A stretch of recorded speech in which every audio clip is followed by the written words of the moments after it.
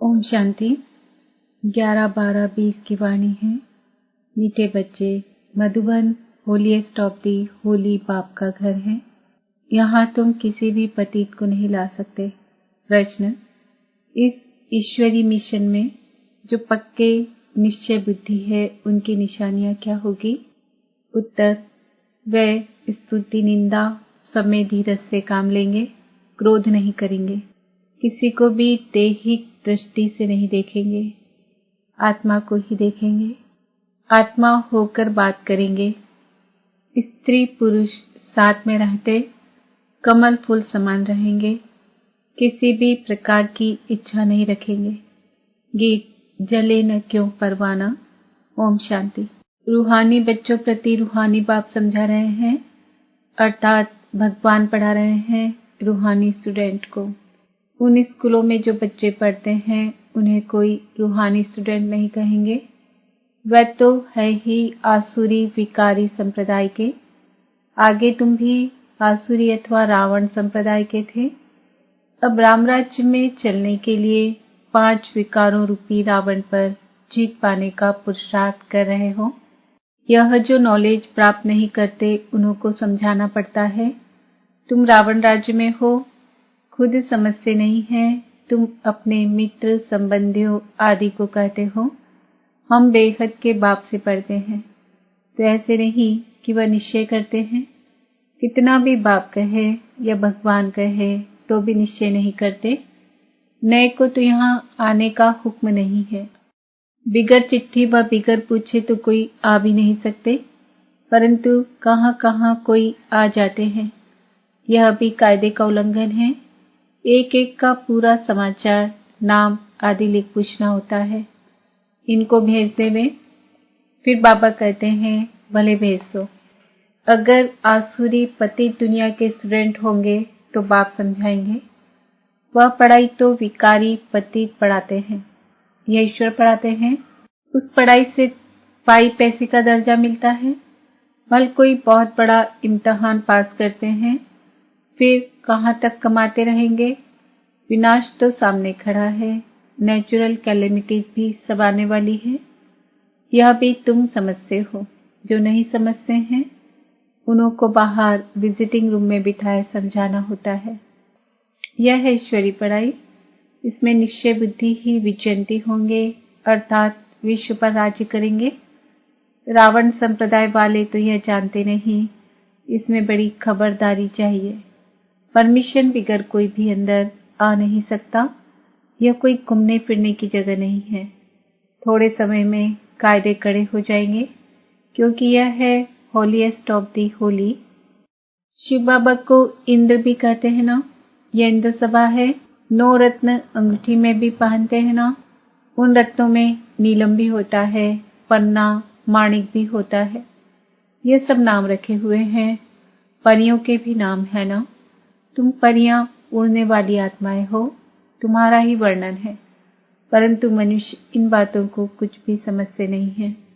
अंगूठी में भी रत्न जब डालते हैं तो उनमें कोई पुखराज, नीलम, पैरुज भी होते हैं। कोई का दाम 1000 रुपया तो कोई का दाम 10-20 रुपया। बच्चों में भी नंबरवार है।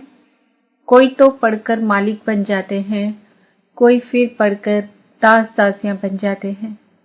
राजधानी स्थापन होती है ना, तो बाप बैठ पढ़ाते हैं। इंद्र भी उनको ही कहा जाता है। यह ज्ञान वर्षा है। ज्ञान तो सिवाय बाप के कोई दे ना सके। तुम्हारी एम ऑब्जेक्ट ही यह है। अगर निश्चय हो जाए कि ईश्वर पढ़ाते हैं, फिर वह पढ़ाई को छोड़ेंगे नहीं। जो होंगे ही पत्थर बुद्धि, उनको कभी देर नहीं लगेगा। आकर चलते चलते फिर गिर पड़ते हैं। 5 विकार आधा कल्प के शत्रु हैं। माया देह अभिमान में लाकर थप्पड़ मार देती है। फिर आश्चर्यवत सुनंती, कथनती, भागंती हो जाते हैं। यह माया बड़ी दुष्टर है। एक ही थप्पड़ से गिरा देती है। समझते हैं हम कभी नहीं गिरेंगे, फिर भी माया थप्पड़ लगा देती है।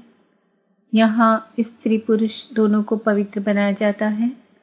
सो तो ईश्वर के सिवाय कोई बना ना सके। यह है ईश्वरीय मिशन। बाप को खिवैया भी कहा जाता है। तुम हो नैया। खिवैया आते हैं सभी की नैया को पार लगाने। कहते भी हैं सच की नैया डोलेगी परंतु डूबेगी नहीं। कितने ढेर के ढेर मठ पंथ हैं। ज्ञान और भक्ति की जैसे लड़ाई होती है, कभी भक्ति की भी विजय होगी, आखिर तो ज्ञान की ही विजय होगी।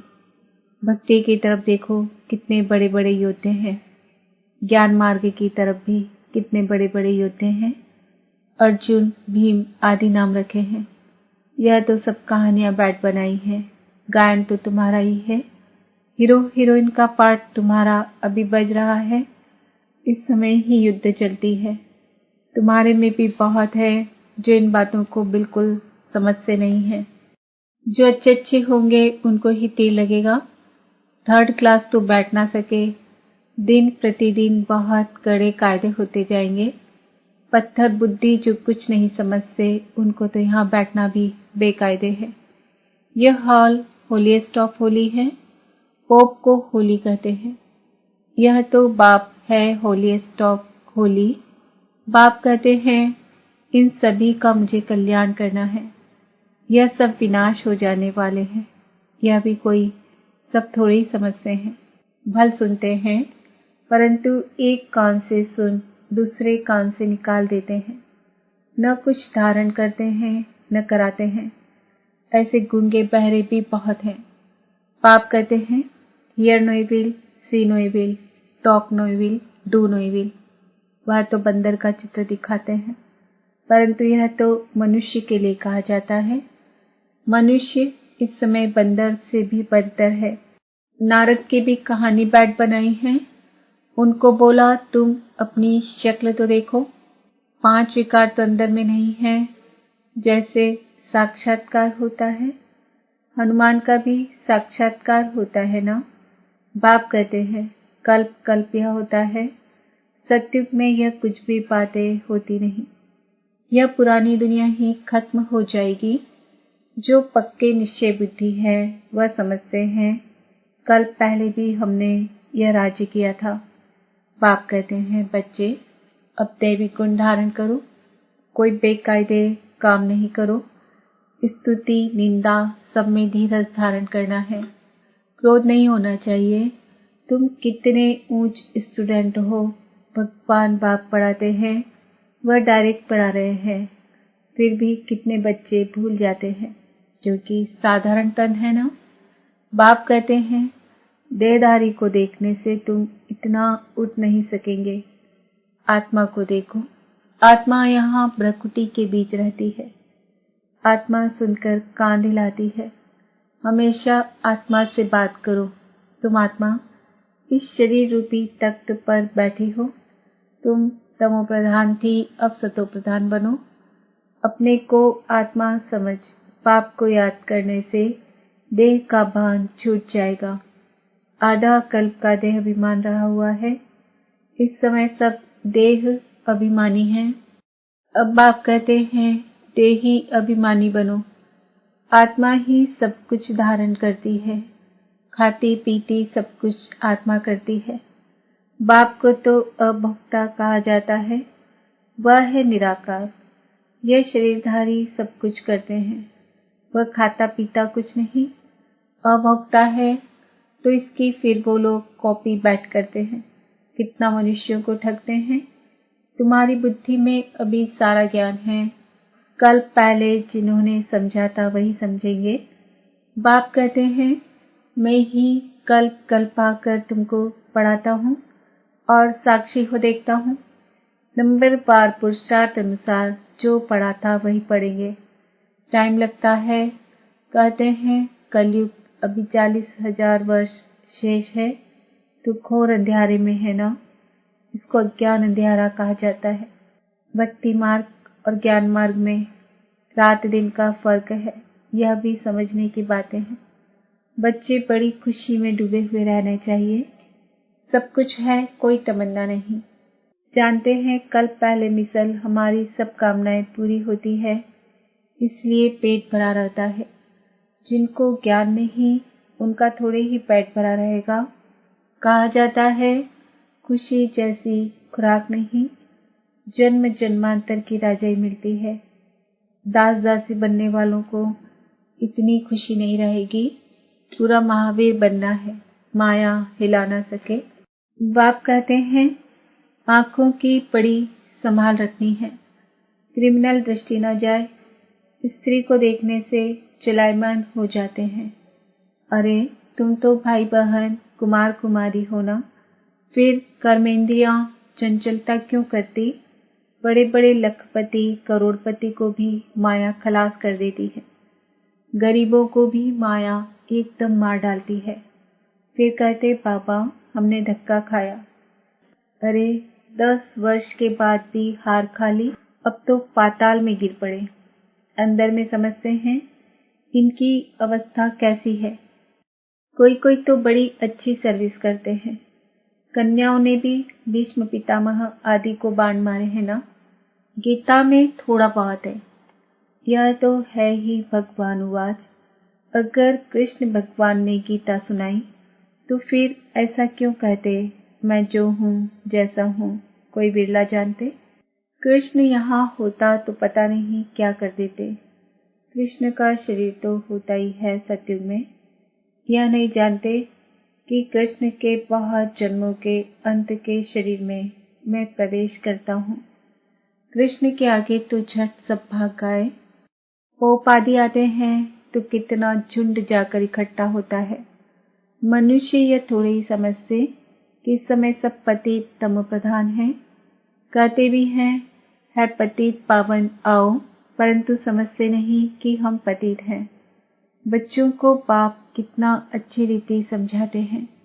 बाबा की बुद्धि तो सब सेंटर्स के अनन्य बच्चों तरफ चली जाती है। जब जास्ती अनन्य बच्चे यहाँ आते हैं तो फिर यहाँ देखता हूँ, नहीं तो बाहर में बच्चों को याद करना पड़ता है। उनके आगे ज्ञान डांस करता हूँ। मेजॉरिटी ज्ञानी तो आत्मा होते हैं तो मजा भी आता है, नहीं तो बच्चों पर कितना अत्याचार होते हैं। कल्प कल्प सहन करना पड़ता है। ज्ञान में आने से फिर भक्ति भी छूट जाती है। घर में समझो मंदिर है, स्त्री पुरुष दोनों भक्ति करते हैं। स्त्री को ज्ञान की चटक लग जाती है और भक्ति छोड़ देती तो कितना हंगामा हो जाएगा। विकार में भी ना जाए, शास्त्र आदि भी ना पढ़े तो झगड़ा होगा ना। इसमें विघ्न बहुत पड़ते हैं और सत्संग में जाने के लिए रोकते नहीं हैं। यहाँ है पवित्रता की बात। पुरुष तो नहीं रह सकते तो जंगल में चले जाते, स्त्रियां कहाँ जाए। स्त्रियों के लिए वह समझते हैं नर्क का द्वार है। बाप कहते हैं यह तो स्वर्ग का द्वार है। तुम बच्चियां अभी स्वर्ग स्थापन करती हो, इनसे पहले नर्क का द्वार थी, अभी स्वर्ग की स्थापना होती है। सतयुग है स्वर्ग का द्वार, कलयुग है नर्क का द्वार। यह समझ की बात है। तुम बच्चे भी नंबरवार पुरुषार्थ अनुसार समझते हो। बहल पवित्र तो रहते हैं, बाकी ज्ञान की धारणा नंबरवार होती है। तुम तो वहां से निकलकर यहाँ आकर बैठे हो, परंतु अब तो समझाया जाता है ग्रस्त व्यवहार में रहना है। उन्हों को तकलीफ होती है, यहाँ रहने वालों के लिए तो कोई तकलीफ नहीं है।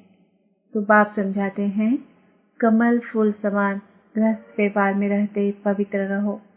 सो भी इस अंतिम जन्म की बात है। गृहस्थ व्यवहार में रहते हुए अपने को आत्मा समझो। आत्मा ही सुनती है, आत्मा ही यह बनी है। आत्मा ही जन्म जन्मांतर भिन्न भिन्न ड्रेस पहनती आई है। अब हम आत्माओं को वापस जाना है, बाप से योग लगाना है। मूल बात है यह। बाप कहते हैं मैं आत्माओं से बात करता हूँ। आत्मा प्रकृति के बीच रहती है, इन ऑर्गन्स द्वारा सुनती है। आत्मा इनमें नहीं होती तो शरीर मुर्दा बन जाता। बाप कितना वंडरफुल ज्ञान आकर देते हैं। परमात्मा बिगर तो ये बातें कोई समझा ना सके। सन्यासी आदि कोई आत्मा को थोड़ी देखते हैं, वह तो आत्मा को परमात्मा समझते हैं। दूसरा फिर कहते आत्मा में लेप छेप नहीं लगता है। शरीर को धोने गंगा में जाते हैं। यह नहीं समझते आत्मा ही पतित बनती है, आत्मा ही सब कुछ करती है। बाप समझाते रहते हैं, यह मत समझो हम फलाना हूँ, यह फलाना है। नहीं, सब आत्माएं हैं। जाति पाति का कोई भेद नहीं रहना चाहिए। अपने को आत्मा समझो। गवर्नमेंट कोई धर्म को नहीं मानती, ये सब धर्म तो देह के हैं, परंतु सब आत्माओं का बाप तो एक ही है। देखना भी आत्मा को है। सभी आत्माओं का स्वधर्म शांत है। अच्छा, मीठे मीठे सिकिलदे बच्चों प्रति मात पिता बाप दादा का याद प्यार, गुड मॉर्निंग, नमस्ते, ओम शांति। हम बच्चों का भी बाप दादा को याद प्यार, गुड मॉर्निंग, नमस्ते, Om Shanti.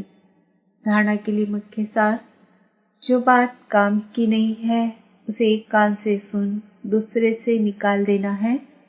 Here no evil, talk no evil, see no evil, do no evil. बाप जो शिक्षाएं देता है उसे धारण करना है। कोई भी हद की तमन्नाएं नहीं रखनी है। आंखों की बड़ी संभाल रखनी है। क्रिमिनल दृष्टि न जाए, कोई भी कर्मेंद्रिय जलायमान न हो, खुशी से भरपूर रहना है।